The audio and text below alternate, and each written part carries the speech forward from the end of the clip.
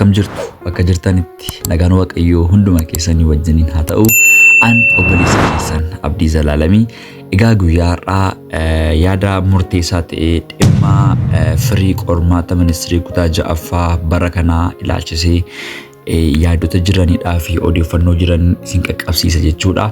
Baay'een keessan biiroo barnoota Oromiyaa teelegiraamii isaarra seenuudhaan maatiin barattootaa baay'een yeroo isaanitti ID barattoota isaanii onlaayinii gubbaatti gadhiisan maqaa barattoota isaanii, maqaa ijoollota isaanii akkasumaan teelegiraamii gubbaatti yeroo isaan maxxansan ni ilaallaa jechuudha. Akkasumas kun liinkii isin ittiin qormaata ministirii kutaa ja'affaa ilaaltanidha jechuudhaan liinkiiwwan garaagaraa suur-sagalee baraa wajjiniin deemu suur-sagalee hamaa ta'e hojjechuudhaan namoonni hammeenya garaagaraa hojjetan baay'een isaanii teelegiraamii maatii barattoota baay'ee haak gochaa jiru jechuudha.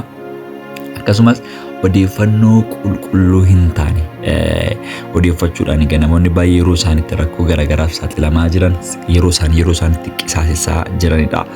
Haa ta'u malee odeeffannoo dhugaa biiroo barnoota Oromiyaa biraa ba'een qormaanni ministirii kutaa ja'affaa bara kanaa naannolee garaagaraa yoom gadhiifama, guyyaa akkamii gadhiifama, karaa liinkii kamiimmoo ilaaluu dandeenya isa jedhudhaa fi odeeffannoo qulqullaa'aa ta'edhaa fi odeeffannoo adda baafannee isanittan hima jechuudha. Please adaraa keessan seeraan dhaggeeffadhaa.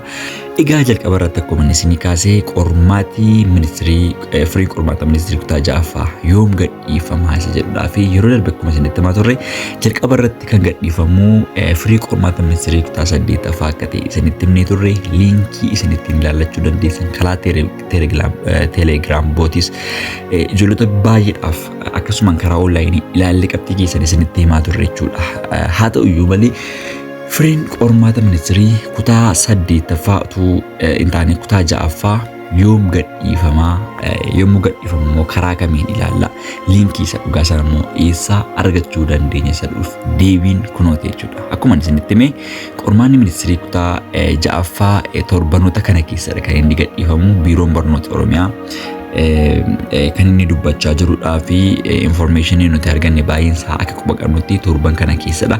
Torban kana keessa haalonni tokko tokko immoo maybe naannoleen rakkoo nageenyaa keessa utuu jiranii barattoota qoran waan jiranidhaa fi just isaan eeguudhaaf jedhee yoo baay'ate maximum torban tokko akka dabalatudha odeeffannoon dhaga'amaa jiru.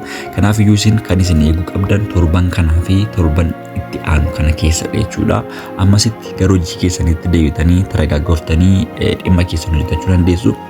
Yeroo gadhiifamu garuu teelegiraamii kana gubbaatti maatiin barattootaa baay'een ID ijoollota keessanii akkasumas immoo maqaa isaanii poostii gochaa ooltu. Kana gochuun isinirraa hin eegamu jechuudha. Sababni isaa